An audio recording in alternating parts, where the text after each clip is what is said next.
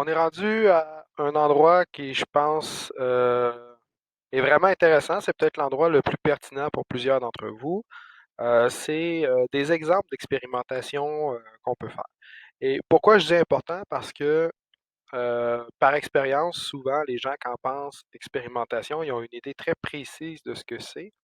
Et ils oublient en fait qu'il existe une panoplie d'expérimentation, puis on peut vraiment, c'est vraiment du pick and choose, euh, la bonne expérimentation qui va avec le bon objectif. C'est, c'est, c'est comme, c'est des petites recettes vraiment intéressantes à utiliser, mais il faut bien les connaître. Et donc, je vous donne un premier exemple ici, là. En haut, on dit des entrevues puis de la recherche terrain, là. Donc, c'est l'idée d'aller voir son consommateur, voir son user, voir son persona, la personne qu'on imagine être notre client, puis on essaie d'avoir le plus d'informations. Euh, donc, vous voyez là qu'en haut, les trois images d'en haut, là, on parle c'est dans la ligne C, donc c'est ce que vos consommateurs vont vous dire, versus la ligne d'en bas où ce sont qu'est-ce que vos consommateurs feront, l'action qu'ils font. Donc si on se concentre sur qu'est-ce qu'ils vont dire, comment on arrive à les faire parler, donc les entrevues. Ensuite, le storyboard et les card sort. Donc dans le fond, c'est des expérimentations, c'est plus être capable d'imaginer votre utilisateur ou le moment où il interagit avec votre produit, qu'est-ce qui se passe juste avant, qu'est-ce qui se passe juste après. Donc, c'est quoi le aha moment qui fait que votre consommateur fait OK, là, j'ai besoin de cette solution-là ou de ce service-là. Card Sort, ça vous permet, par exemple, euh, de, de- de choisir entre différents features que vous voudriez mettre.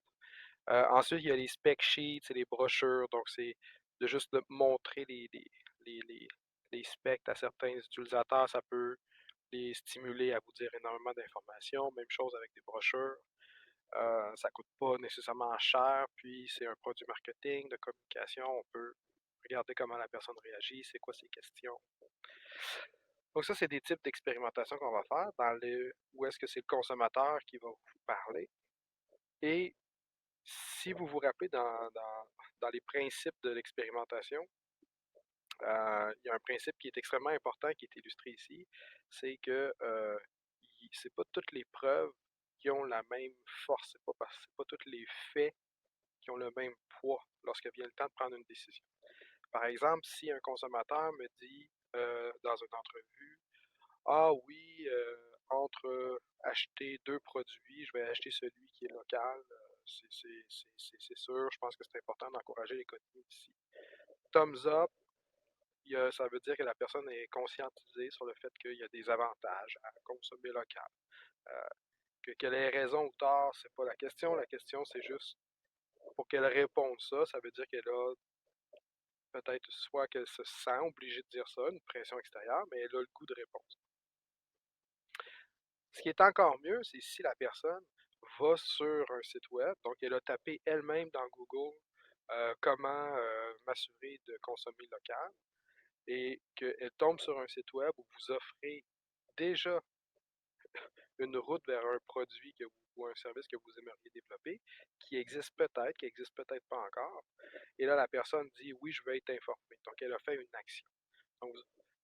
Donc, vous voyez la distinction entre la personne vous a dit qu'elle s'impliquerait, ici, elle s'implique. Donc, on sait que cette évidence-là est encore plus forte. Bon, évidemment, si vous venez à bout d'avoir des préventes ou des signatures, des intents, etc., ça a plus de poids. Ça veut dire que les preuves terrain que vous êtes allé chercher sont plus fortes. Et spec sheets ou brochures, ben, en fait, c'est l'idée d'aller plutôt vers le prototype et le, le MVP, le Minimum Viable Product, qui est en fait des mini prototypes fonctionnels habituellement qui donnent déjà une valeur à votre utilisateur avec lequel il va commencer à interagir. Donc, ça devient quelque chose de tangible, quelque chose de concret pour l'utilisateur. Et il va pouvoir vous donner énormément de feedback sur son expérience, puis il va pouvoir s'imaginer plus facilement qu'est-ce que vous essayez de faire, qu'est-ce que vous essayez de designer.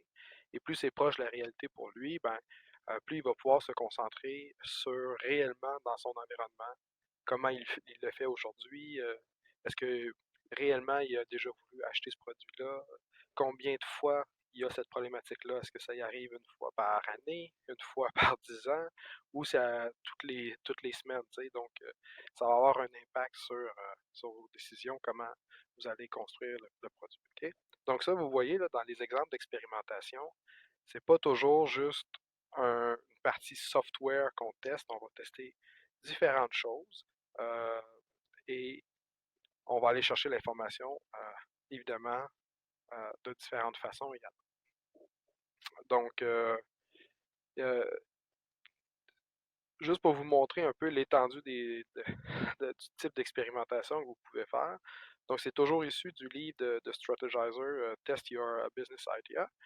Et ici, ils ont essayé de placer les différents types d'expérimentation pour vous aider à choisir la bonne. Et là, donc, si vous vous rappelez, là, quand on part d'une idée en innovation, une idée qui est nouvelle, un nouveau produit, un nouveau service, quelque chose d'innovant, ben nécessairement, il faut trouver il est où le marché pour cette idée-là, puis comment elle va s'implanter dans l'écosystème, comment elle va s'intégrer avec les différents produits déjà sur le marché. Et donc, il faut rapidement faire des tests pour circuler. Donc, on est dans une étape de discovery. Et voici le type d'expérimentation que vous pourriez faire. On voit que les expérimentations, ils ont une force des évidences qu'ils vont aller chercher. Donc, comme je vous ai dit, si la personne fait une action, ça a plus de poids normalement que si la personne vous dit qu'elle va faire quelque chose. Donc, c'est pour ça que, par exemple, complètement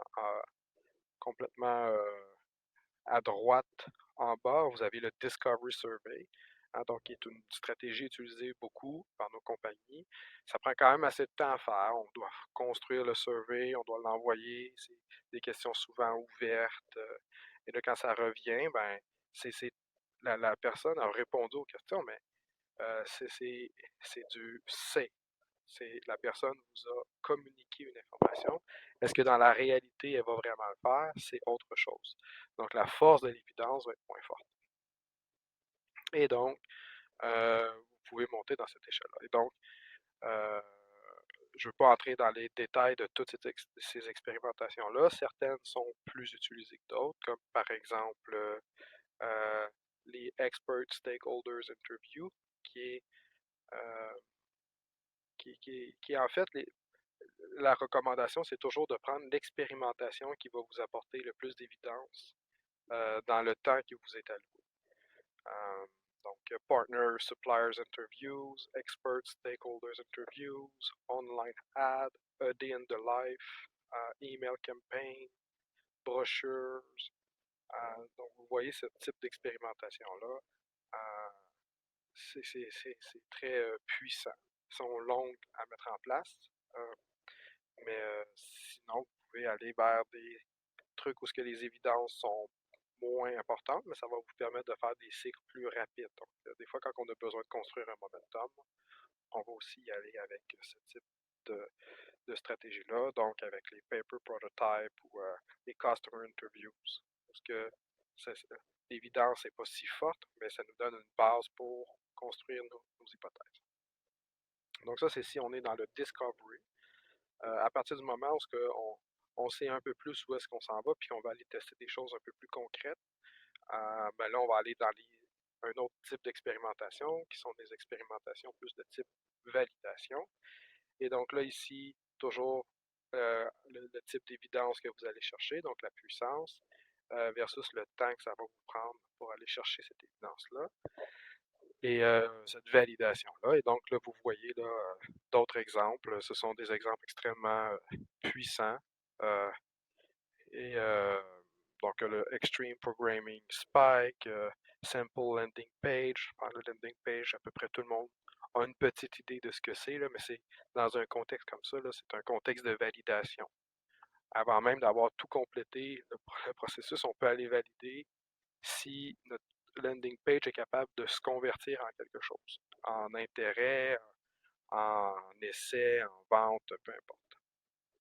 Et donc, vous allez vers les split tests, les validation surveys, le Wizard of Oz qui est un de nos favoris, qu'on pourra voir et expliquer dans dans une autre chronique, si on peut dire. Mais dans tous les cas, à chaque fois que vous voulez bâtir votre expérimentation, vous posez ces trois questions-là. Donc, la question, c'est comment on arrive à choisir la bonne expérimentation. Il y en a beaucoup, c'est intimidant. Donc, c'est un petit guide qui existe pour vous en vous posant ces trois questions.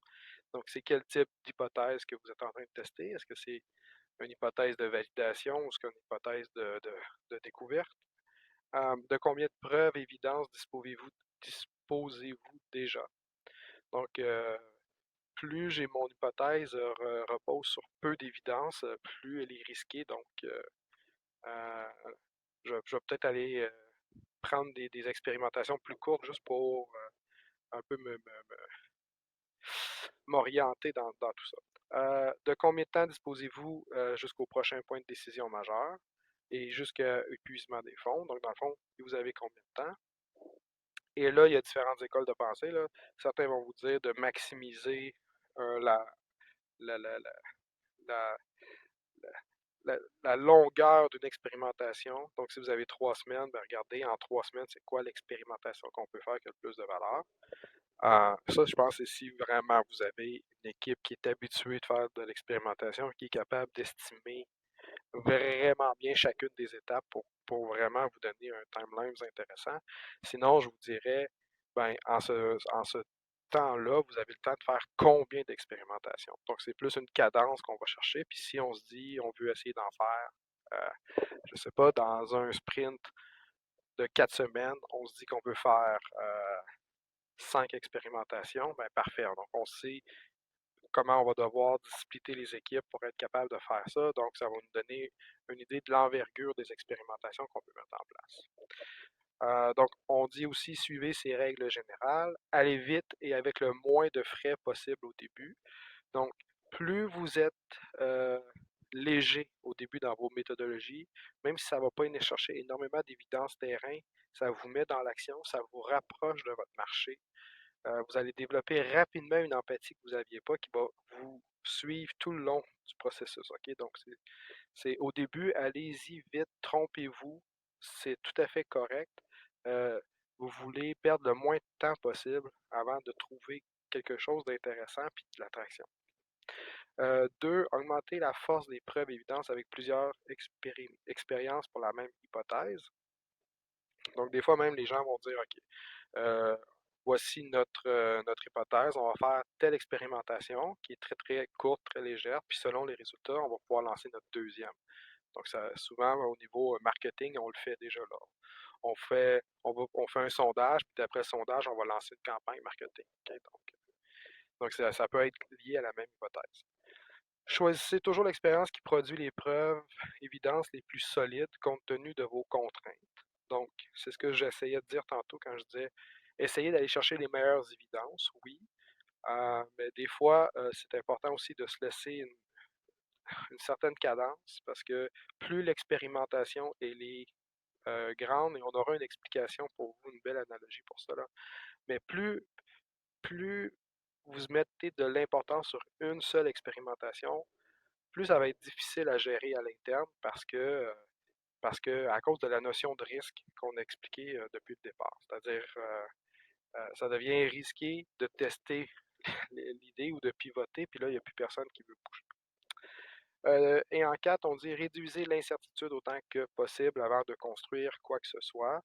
Donc, c'est cette fameuse courbe qui dit qu'au départ, vous êtes dans l'inconnu. Alors, à, votre investissement devrait être proportionnel au risque. Donc, dans le fond, vous voulez progresser, mais diminuer le risque. Et là, à un certain moment, le risque est rendu tellement faible que vous pouvez investir plus de ressources et d'énergie parce que vous avez des évidences terrain pour vous démontrer qu'il y a un marché, que les partenaires sont intéressés, la logistique fonctionne, la distribution fonctionne, etc., etc. Donc, quelques comportements à éviter, on termine avec ça, quelques comportements à éviter lors de la mise en place de vos expérimentations. Et c'est une liste aussi qui vient avec l'expérience. Là, on a eu plusieurs clients, c'est des problèmes qui sont récurrents pour plusieurs d'entre eux. Donc, si ça vous arrive, vous ne serez certainement pas les seuls. Donc, qu'est-ce qui peut arriver? Ne pas bien comprendre le besoin ou le problème de votre cible. Donc, c'est sûr que si on a, on est complètement à côté de la traque sur notre cible, les évidences qu'on va chercher, c'est du n'importe quoi. Donc, ça vaut vraiment la peine au départ là, de vous assurer que votre proposition de valeur répond à un persona puis de valider ce persona. Être trop en amour avec votre solution, ça c'est celui qu'on voit le plus souvent parce que quand on intervient, les gens ont déjà une idée, ont déjà mis de l'énergie, etc. Donc ils ont déjà une solution. Nous, quand on arrive, on dit je me fous un peu de ta solution, connecte ta solution au problème que tu veux résoudre. Donc c'est un peu le pourquoi que votre solution existe. Et à partir de ce moment-là, si vous êtes en mesure de le connecter plus haut, vous allez vous donner la liberté de faire ces expérimentations-là pour tester les différents points de votre modèle d'affaires, de votre proposition de valeur. Donc, et, et vous allez être capable de pivoter. Quelqu'un qui est en amour avec sa solution, ben, il va porter à protéger sa solution, puis des fois pas écouter les évidences qu'il y a autour de lui. Ne pas établir des indicateurs d'impact ou de performance. Donc, ben, c'est toujours un problème quand on ne se donne pas un défi à atteindre parce que là, on n'a pas on n'a pas une pression, on se met pas soi-même accountable. Donc, d'avoir des indicateurs pour savoir si vous allez dans la direction où vous voulez, c'est très important. Période de test trop longue. Donc, ça, c'est l'erreur qui guette parce que c'est difficile de concentrer les ressources, l'usage des ressources à certains moments. Tout le monde a ses projets. Aussitôt qu'on veut faire des trucs multi-équipes, là, ça devient toujours un casse-tête. Et les périodes de test s'allongent. Alors que, ben, dans le fond, on veut avoir des tests les plus courts possibles pour aller chercher l'apprentissage le plus rapidement possible pour avoir un bon momentum. On dit des expérimentations pas assez simples qui cherchent à valider plusieurs choses en même temps. Ça, c'est un problème courant qu'on voit, c'est-à-dire que les gens arrivent, ils ont défini une expérimentation pour aller valider un point. Et là, ben, ils se disent, ah non, mais on va valider ça, on va valider ça, on va valider ça. Et là, ça devient plus une expérimentation, ça devient un nouveau MVP qu'on essaie de mettre sur le marché. Tout de suite, on est en train de penser production, on n'est plus dans la mentalité. Ça servait juste à aller chercher une information, puis je le jette après. Okay. Donc, des fois, ça vaut la peine de garder ça simple, aller chercher l'information. Et en dernier, on dit choisir les hypothèses les moins risquées en premier. Donc, des fois, on vit un petit peu dans le déni et bon, à force de se faire dire ou se faire marteler que l'idée qu'on est en train de mettre en place, c'est la bonne, on finit par même pas remettre en question certaines hypothèses. Euh, des fois, ça peut être une hypothèse sur le marché, sur le prix, sur le modèle d'affaires, sur un partenariat qui est déjà établi. Puis on n'ose pas remettre ça en question alors que le risque, il est là. Okay? Donc, ça peut toujours arriver. Alors, c'est complet. J'espère que c'est plus clair pour vous. Donc, merci.